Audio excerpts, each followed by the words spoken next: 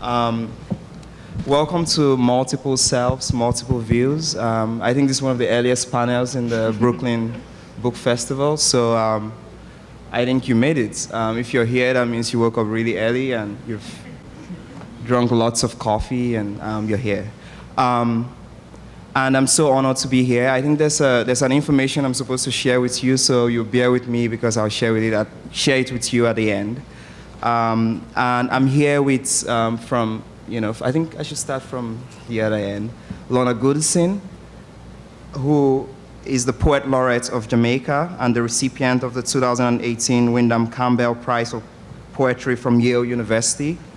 Her many prizes include the Commonwealth Poetry Prize, the Musgrave Gold Medal from Jamaica, and the British Columbia Award, one of Canada's largest literary prizes for From Harvey River, a memoir of my mother and her people.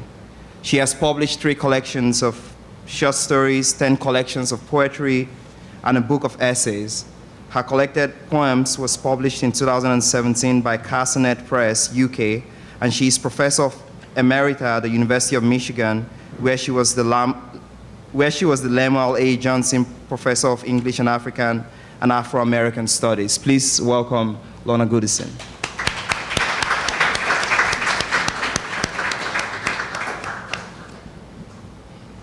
And next to her is Arif Anwar, who was born in Chittagong, Bangladesh, just miles from the Bay of Bengal. He has worked previously for BRAC, one of the world's largest non-governmental organizations, on issues of poverty alleviation, and for UNICEF Myanmar on public health issues. Arif has a PhD in education from the University of Toronto.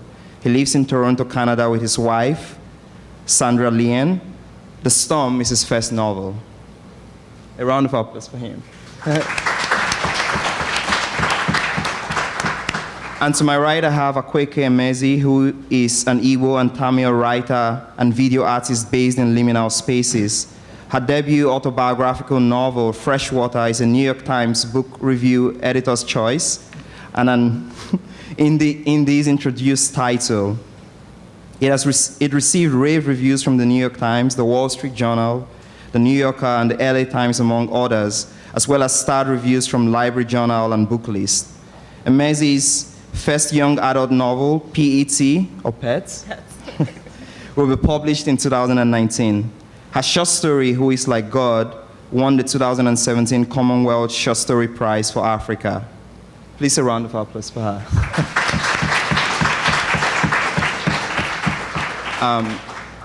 Both of us are from Nigeria, and usually we have what we call the high table. And you usually clap for people at the high table, so I'm going to be asking that you clap for us a number of times. No, I'm kidding. So this panel is called Multiple Selves and Multiple Views, and I think it brings together 3 writers who approach otherness in different but mutually enriching ways. I'm quite honored to facilitate a conversation between them, especially because my thinking has in some way revolved around the question of how, selves can be fragmented and what's at stake when we think about others and strangers. And I hope that throughout this conversation, with the readings and, the chats that we'll have, I hope it's as informal as possible and as outrageous as possible as well. We would be able to bring to you fragments of, really a panoply of views that their work addresses. So I think what I want to do in the first instance is to ask each of them to read a short passage, or in Lorna's case, a short poem from their work that might preface our conversation and that in some way hints at the connections that you were making between oneself and many selves. And this is, of course, very loose. Whatever you find you feel comfortable reading, I think would suffice. This is a very, accommodating audience, I hope. So I think we'll start from Lorna again and walk our way to Akwaeke. Yeah, good morning. Thank you so much for getting up early and coming. Can you hear me in the back? Is this okay? All right. Huh? Okay, is this better? Okay, is this better?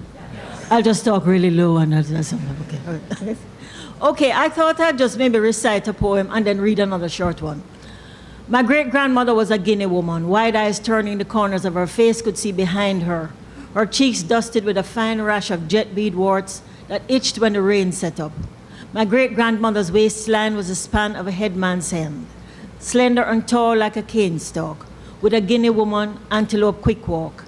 And when she paused, her gaze would look to see her profile fine like some obverse impression on a Guinea coin from royal memory.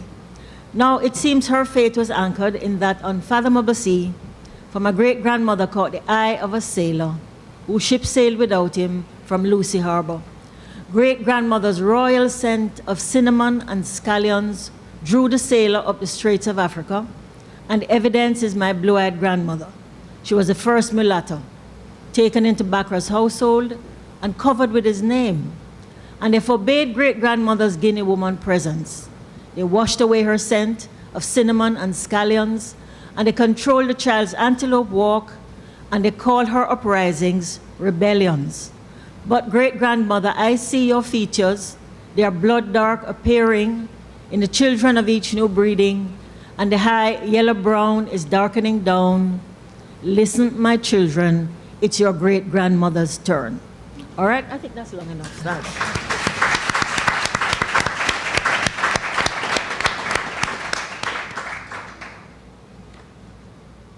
Yeah. I'm really bad at reading my own stuff, so I'm going to do my best. I'll read from the first chapter, which is titled Hanufa, set in Chittagong, East Pakistan, now known as Bangladesh, November 1970. Just to give you a bit of context, Hanufa is the wife of a fisherman, and the novel The Storm literally starts with the storm that's bearing down on Hanufa. Oh, thank you. And she wakes up that morning, and that's going to be the day that the storm arrives. This is something she does not yet know. Okay. In his dreams, her eyes are always green, the green of grasshoppers, emeralds, and leaves. Green shot with a darkness that reminds him of shattered jade.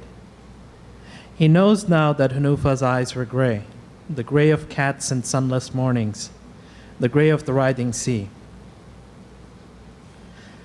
The sound and light conspire to open her gray eyes late this morning in a hut whose dirt floor is tattooed with the light of a November dawn, rumbling from the surf. Hanufa sits up. On her windowsill is a house crow. Its black wings are flared, rising from a charcoal body, the curving bill half open, as though it intends to call out. The onyx eyes focus solely on her. Does not move as she surreptitiously leaves her bed, never taking her eyes off it, and approaches in slow, measured steps. Only when she reaches out, her hand only inches from its head, does the crow fly away, its parting caws shatteringly loud in the confines of her hut. As if she were still a child, Hanufa spits on her chest to calm her racing heart. A foreboding pats toward her like a hungry and silent predator.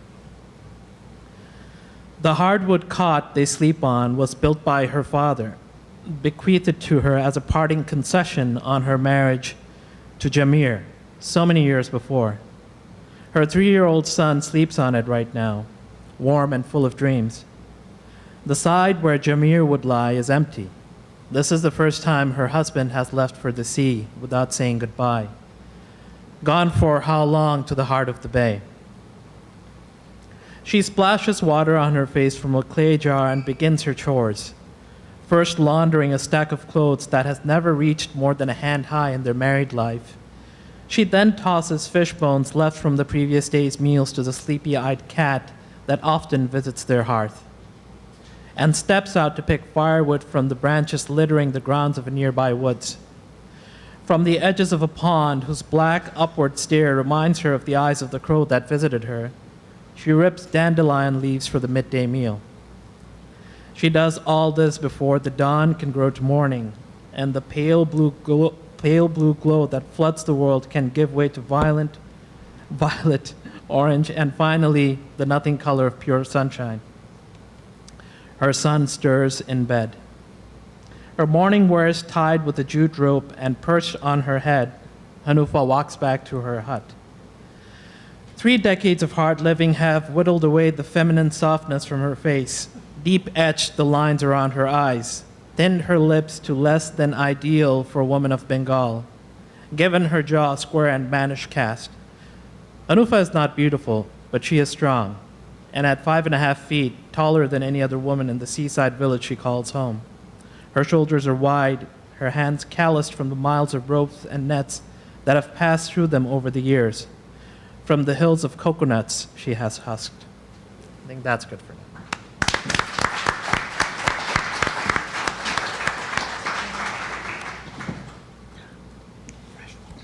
Thank you all so much for coming out. So my novel Freshwater has a couple of narrators. The protagonist's name is Ada. She has other selves. The other selves narrate most of the book, but there's a handful of chapters where Ada narrates herself, and I'm going to read one of them. I don't even have the mouth to tell this story. I'm so tired most of the time. Besides, whatever they say will be the truest version of it, since they are the truest version of me. It's a strange thing to say, I know, considering that they made me mad. But I am not entirely opposed to madness, not when it comes with this kind of clarity. The world in my head has been far more real than the one outside. Maybe that's the exact definition of madness, come to think of it. It's all a secret I've had to keep, but no longer, not since you're reading this. And it should all make sense. I didn't want to be alone, so I chose them. In many ways, you see, I am not even real. When they speak so contemptuously of humans, I'm never sure if they mean me as well. Sometimes I wonder if there even is a me without them. They talk about Ewan, the man I married, as if he was nothing because he was only flesh. But I loved him, and that made him more than human to me. Love is formative in that way. Like small gods, it can bring out the prophet in you. You find yourself selling dreams of spectacular hereafters, possible only if you believe, if you really, really believe. So in loving Ewan, he somehow became a god. I don't mean that in a good way. He made me suffer, but I still cast idols in his name, as people have done for their gods for millennia. It didn't end there. When the years accumulated and exposed Ewan's cracks, I covered them in gold and bronze. That's what you do for the idols you make. But I loved him, I really did. And he loved me, and that was the danger. Is there any story of a human loving a god that ends well? I was so busy pretending I was normal back then. I didn't know enough to think of that. So maybe he made me suffer. But how much can flesh really hurt spirits? Who do you think will be bruised more in the end? You see, you've gone and caught me. I'm talking as if I'm them. It's all right. In many ways, I am not even real. I am not even here.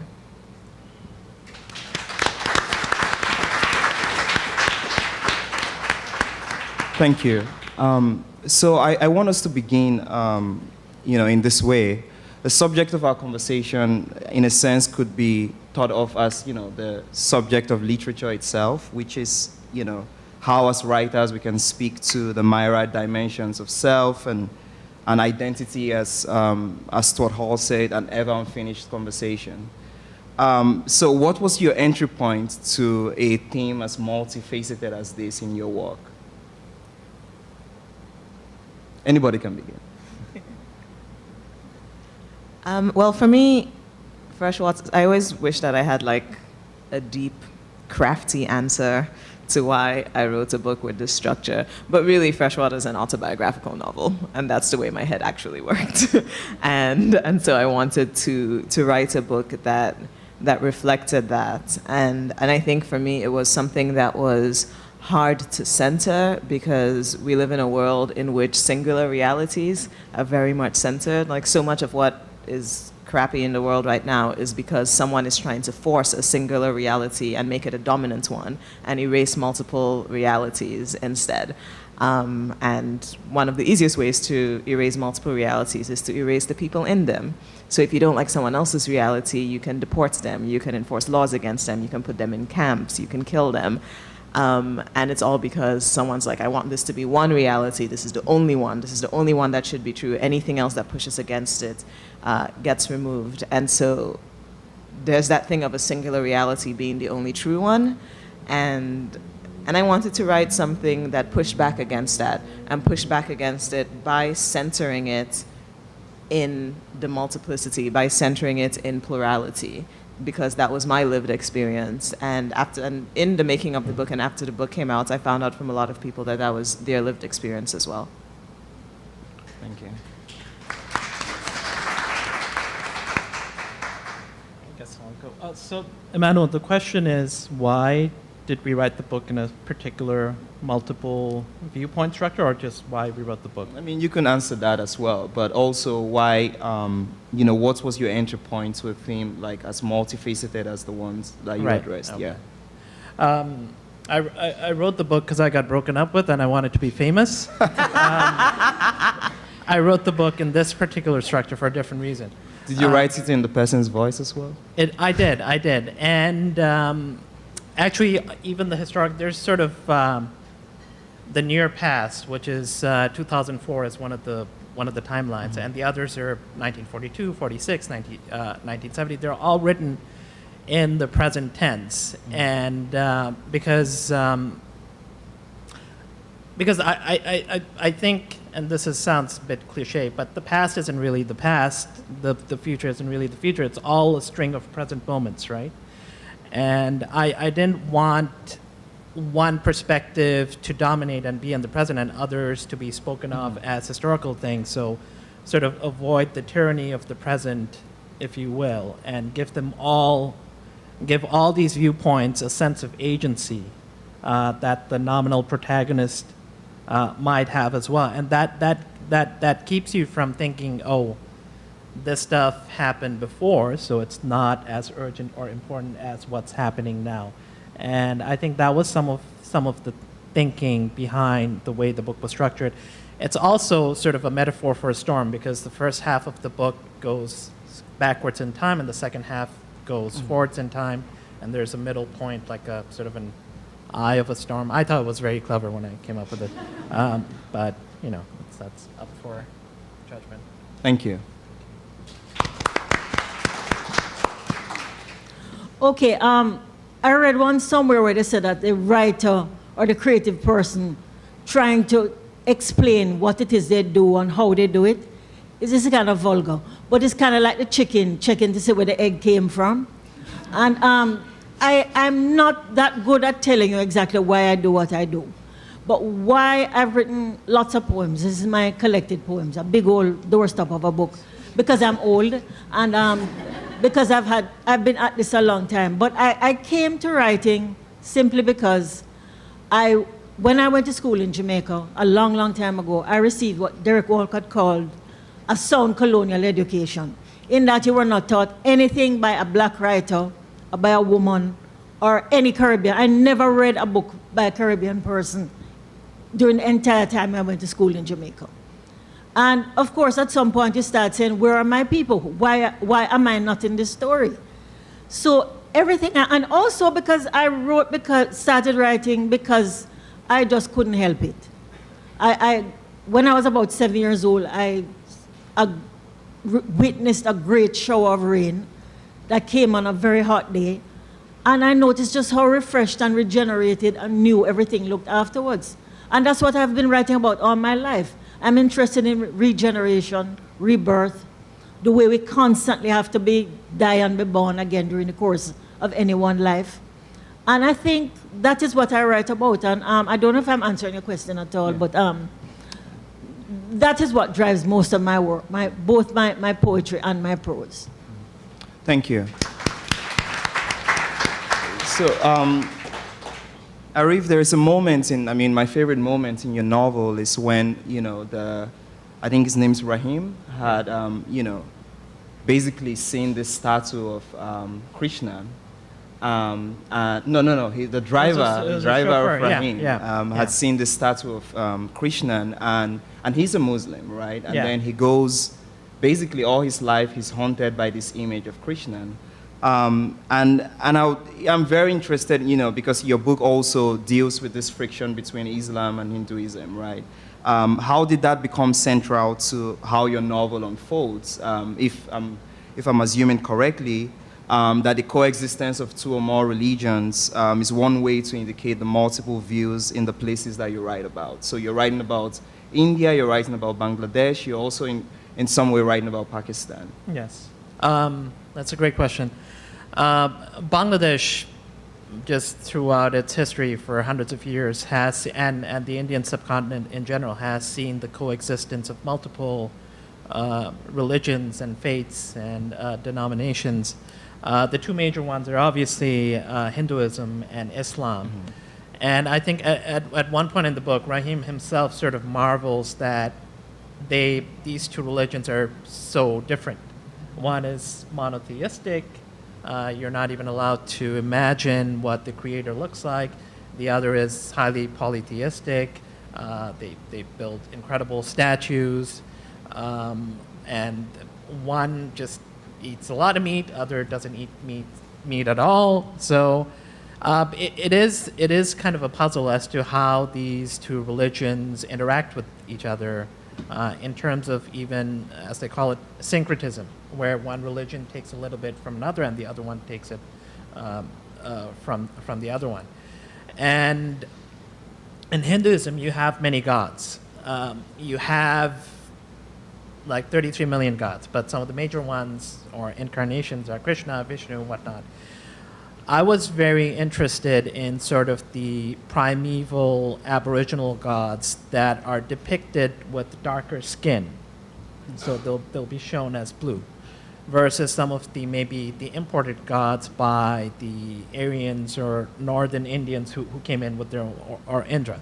So these spirits, such as Kali and Krishna, they sort of straddle religious lines. So you could encounter a Muslim person in a rural village, and they'll say, yeah, Kali, I believe in Kali. She's a primeval spirit, and I respect her. It doesn't matter that I'm a Muslim or that it's just something that straddles different religious lines. And that give and take between the two religions, where they co-opt each other's myths and legends and have a respect that crosses these boundaries, that's what I was really interested in. Thank you. Thank you. A round of applause for him. That was... one of the things I should have said at the beginning is that the books by the authors in this program can be purchased from Bank Street Books outside the building, where the authors will also be available to sign their books following this program. And I'll ask you to go to your signing tables afterwards. Please buy 2 copies in case you want to read it more than once. Yeah. And give one to your Muslim friend and the other to your... Exactly, yeah. Thank you.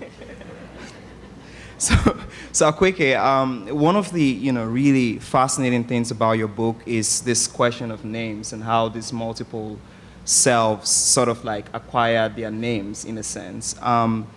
There's a beautiful moment where one is named in, I think the first part, where one is named Shadow and the other is named Smoke.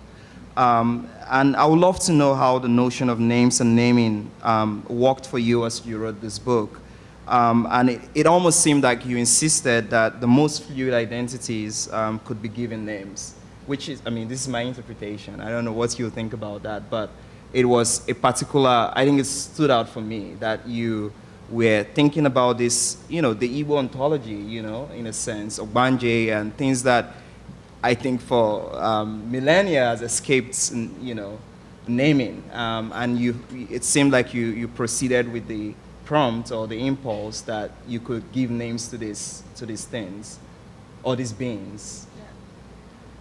So one of the reasons why I even started writing Freshwater actually came about because of naming.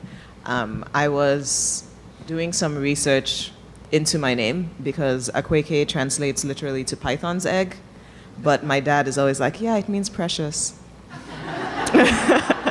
And I was like, there's a little bit of, there's a gap. Something doesn't make sense. And my name has always been a source of something. Like, people react very strongly to it. When I was a kid, and this is in the book as well, like, they literally would not baptize me with that name because it's, so the reason is the python is a physical manifestation of an Igbo deity called Allah, who's the most powerful Igbo deity in the pantheon, basically. So the reason why a python's egg is considered precious is because it's literally the child of a god. And so that's why the church wouldn't baptize me, because they were like, this is a pagan-ass name. No. You need to come back with a name that has like some more God in it, not this heathen black, no. And so I got curious about that gap, why a name that literally means something and comes from this Igbo ontology, that comes from our traditional religion, from these very old indigenous faith traditions, why that meaning had been diluted so much into something that just meant precious. And even now when I go back home, my dad's friends, they either react where they're like, are you okay with that name? Are you sure you don't want to change it? Or those who have like a certain kind of pride, whether they're Christian or not, they don't care. They're just like, yes, that's a strong name, a good name. I was once in a market in Lagos, and my friend's driver who had taken me was Yoruba, and the trader we were trying to buy fabric from was Igbo. And when he heard my name, he was like, oh. And the Yoruba guy who doesn't know what the name means, he was like, what's the big deal? Why are you reacting like this? And like, what does it mean? And the trader's translation, I liked it so much, I put it in the book. And he was like, it's a thing where you cannot find it. And if you find it, you cannot touch it. And I was like, that is going in my novel. Thank you very much. But yeah, so there's this thing about how names get diluted, and it's one of the effects of colonialism, real talk. Like, we have a lot of reincarnation names in Igbo because it's like a part of the indigenous faith tradition. So you have a lot of names like Namdi, my father is alive, Nana, my father's father, Nenna, my mother's father.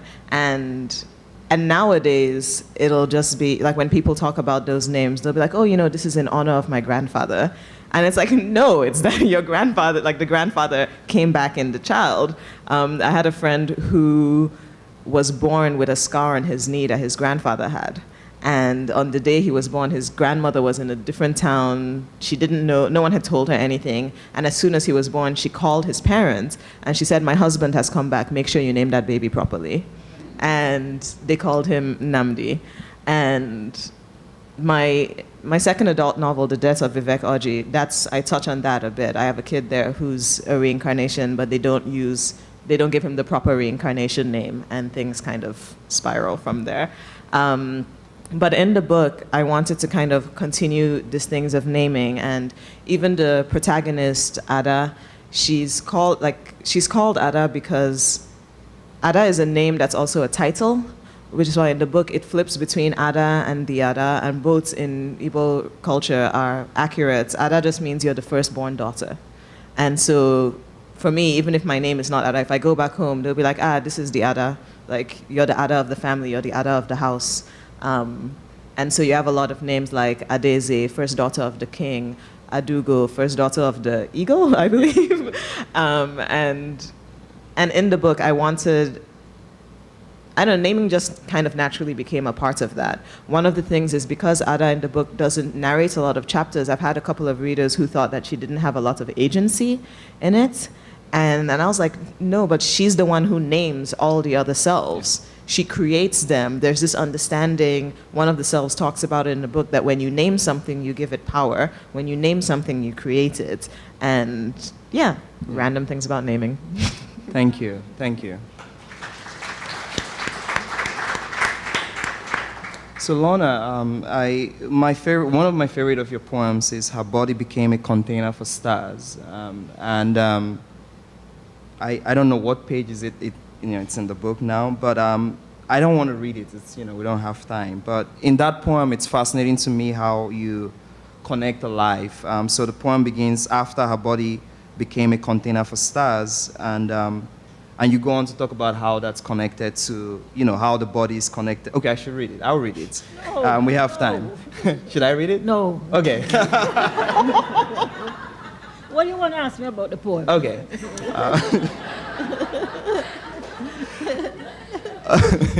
So can you speak about how, important these kinds of connections to mythology, to landscape, to the universe are to your work? Well, okay, that particular poem is a sort of, is a poem, I'm fascinated by everything in creation. Mm-hmm. There is nothing under creation that is not of interest to me. And so it is not, it's natural that somehow something about, the stars and the galaxies, the wander through my work. But they're all, that particular poem, I think, is a sort of sonnet. I was kind of messy. Sometimes I love the sonnet form. So every now and again, to just discipline myself, I will wander across to the sonnet. And I just particularly wanted to treat with that subject of how you feel as a human being when you've had like a really powerful, spiritual experience probably, or after a great love, and how the body is transformed by that. But can I just try and answer, can I just jump in a bit about the names thing here? One of the names of a poet is a maker, and that's my favorite definition of a poet. A poet is a maker, and by extension, writers are makers too. Also, naturally, poets and writers give, that's your function. That's part of your job description. You're here to give names, and you're here to make things. And if, for example, a lot of my poetry is just totally concerned with showing the world my people. I love Jamaican people. I think we're fabulous. I think we're funny and weird and strange. And my job is to just show people who don't know Jamaica or who have the sort of potted, received version of Hey Mon on the TV, my version of Jamaican people. And one of the things, this has a point, believe me. If you look at a map of Jamaica, there's every single place in the world represented in this island. Just one day, I have a long poem called, which I'm not going to read. It's called To Us All Flowers Are Roses, because Jamaicans have this peculiar habit of calling all flowers roses. If you present a Jamaican with a bouquet of asters, orchids, daisies, dendrobiums, they will just say, what a lovely bouquet of roses. And I like that because it means there's no hierarchy in the flower world. I actually have a program I'm doing in Jamaica with some young inner city girls, and it's called the All Flowers Are Roses programs, because they are roses too, So all I'm saying is that my work, if you want to ask me, it just encompasses everything that is of interest to me as a living, breathing human being. And I've had a lot of good fortune as a writer. I started here in New York. I lived in Brooklyn in the 90s, before any of you in this room, but anybody was born. I went to the School of the Art Students League on West 57th Street. I studied art with Jacob Lawrence. So I started, this is one of my paintings. So I started off my life as a painter in this city. So I have many of my poems reference New York. I have a poem that says Schmermerhorn, that mentions, I was passing by Schmermerhorn Street last night. So all I'm saying is that, and I'm going to stop now, is that there's nothing you will find in every single thing that you can think of that might be of interest to me as a human being is what I treat with. And that if that means multiple selves, then that is what my definition of multiple selves is.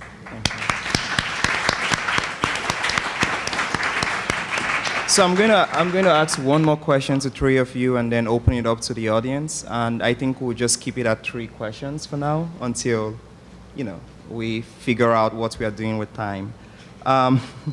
So I have a question or a consideration for 3 of you that I hope is not, too obvious and commonplace.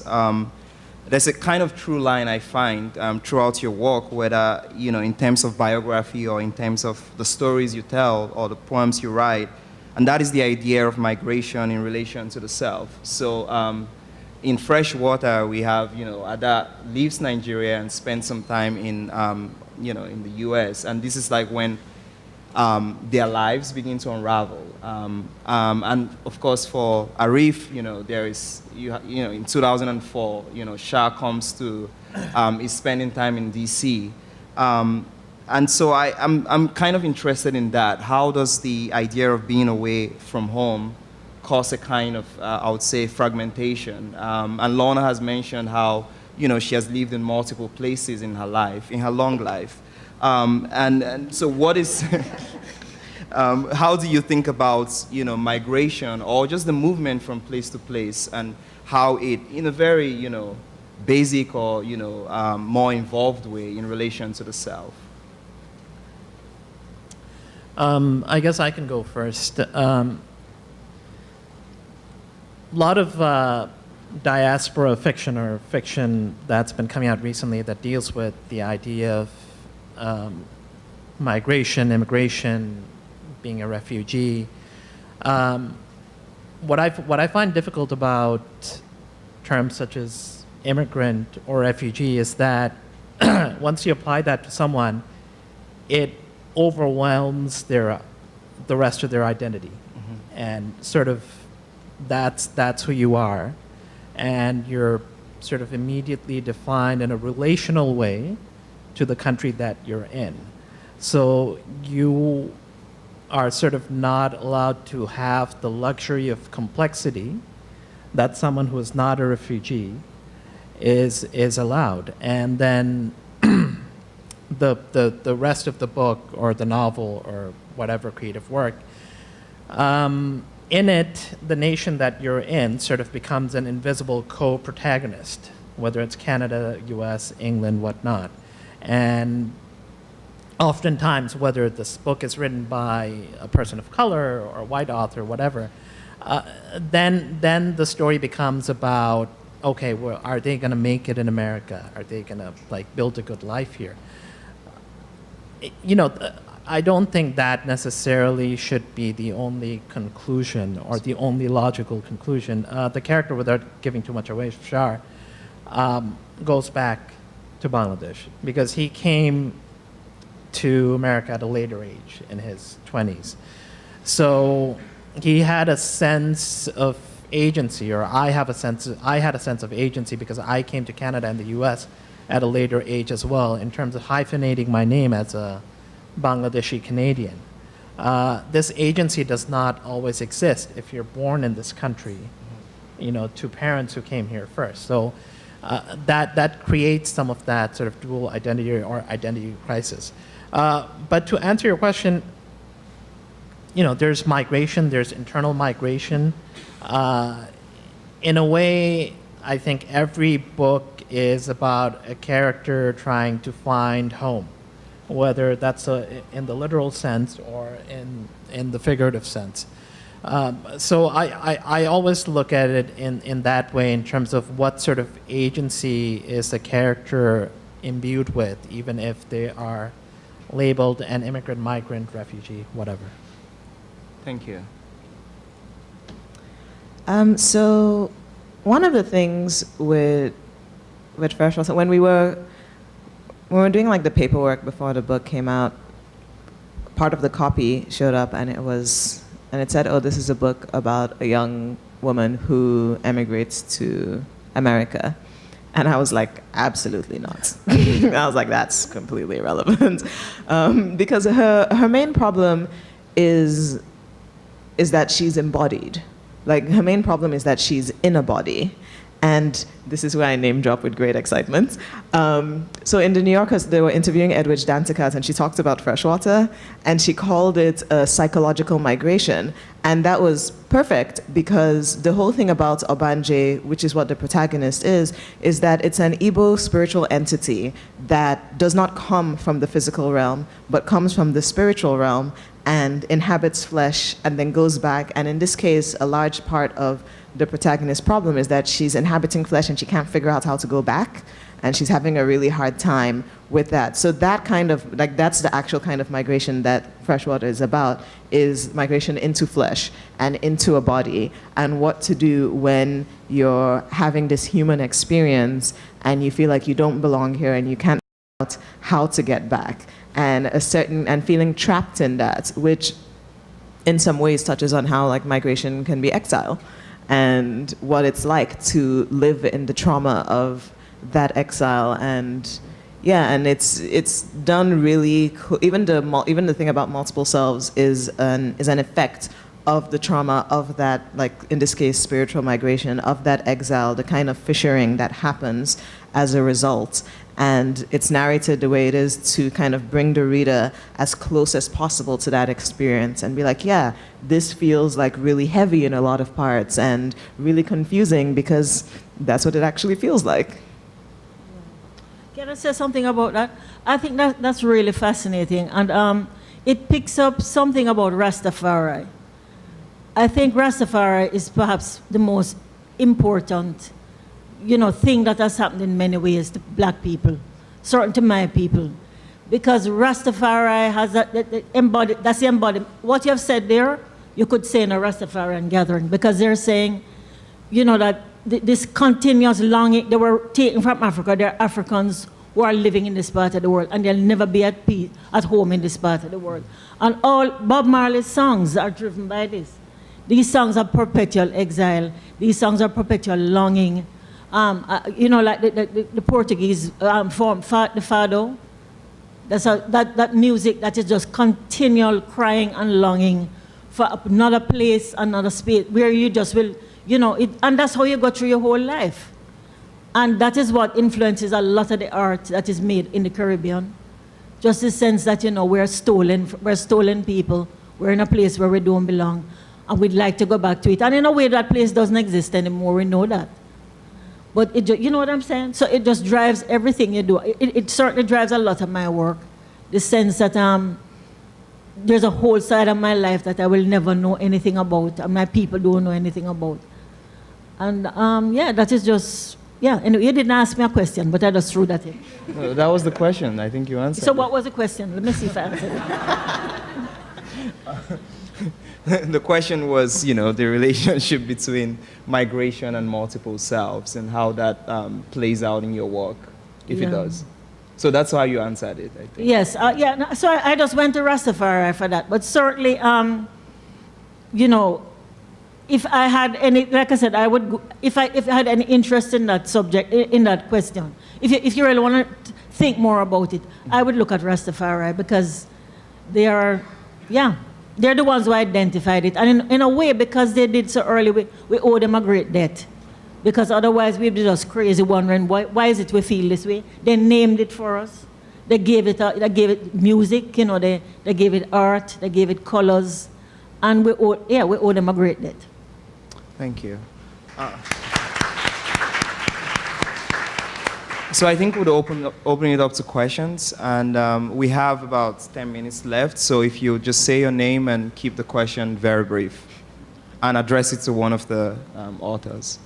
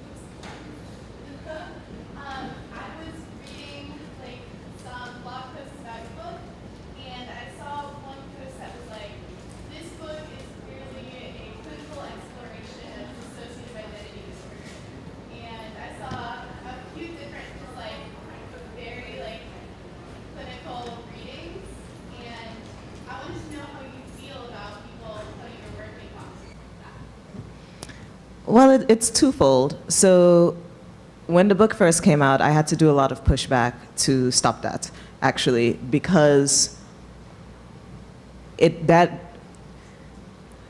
to use a Toni Morrison quote that I use literally all the time. After she won her Nobel Prize, she was talking about her work. And she said, what I do is, she said, I stand at the margins, at the borders. I call it the center, and I let the rest of the world move over. And what I was talking about earlier with Freshwater and with Igbo ontology is that the book is a very deliberate choice to center Igbo ontology, to center an indigenous faith tradition as real. It's not superstition, it's not a metaphor, it's not a literary conceit, it's not juju, it's not black magic, it's not magical realism, it's just real. Because the only reason why people think it's not real is because a bunch of white people showed up and said, hey, everything you've believed for generations and centuries is not real, and what we say is real. And that is a replacement of center. It's a shift in centers, it's a shift in realities. And the book is recentering a reality that had been real for that long. So when people, what a lot of people do is that when the book is centered in something that is foreign to them or something they don't consider real, they drag it. They drag the center, and they're like, well, it's actually about this, and it's actually in this center. So on one hand, I'm like, no. But on the other hand, when a book comes out, it doesn't belong to me anymore. Right. It belongs to the readers. So it's entirely, like, I don't have a problem with people doing that. I know that's not the center for me, that's not how I wrote it, but the entire point of multiple realities is that multiple things can be true at the same time. So it can be a book about Igbo ontology, and it can be a book about dissociative identity disorder, because that's the whole point of it. That's the very thing that the book is trying to push forward. It's not trying to say that, oh, Igbo ontology is like the dominant one, because that's the very thing we're not trying to do, right? It's just saying, hey, it's a valid one. Like, it's as valid as this other things. Many things can be true at the same time. Many things can be valid at the same time. Thank you very much for your presentations. So my name is Lisa, and I'm new writing world too, and we always talk about among ourselves where the publishing house is going, where are we going to be read, what about young people, they read books, how about older people, they read books. I'm wondering if that is prompted you to consider other platforms to do podcasts, to do videos, or whatever, to get your work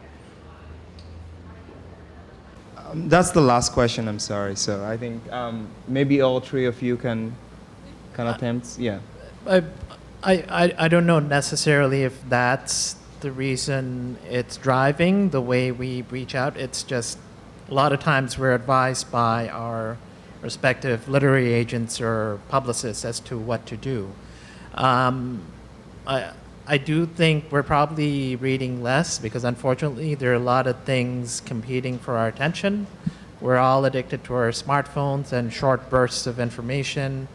Our attention spans are deteriorating. It's harder and harder to immerse ourselves into books, especially long, complex books that are not necessarily immediately accessible. So yeah, you gotta go out there, you have to do everything you can to get your word out, and even then it's gonna be hard to sort of break through all the noise.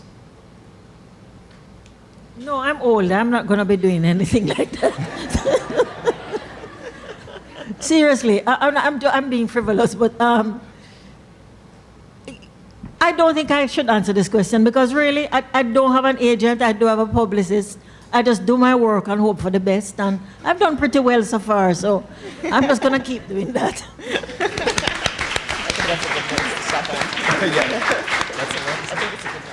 Oh yeah, I think that's a good note to stop. Just do your work. Don't get an agent. So just a quick housekeeping rule. Thank you for coming. The authors will sign their books at table H, and it's outside the building. And Bank Street Books will be selling their books there. Thank you.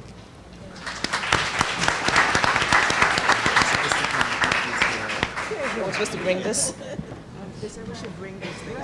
They said we should bring it with us. We should? Okay, all right. To the sign.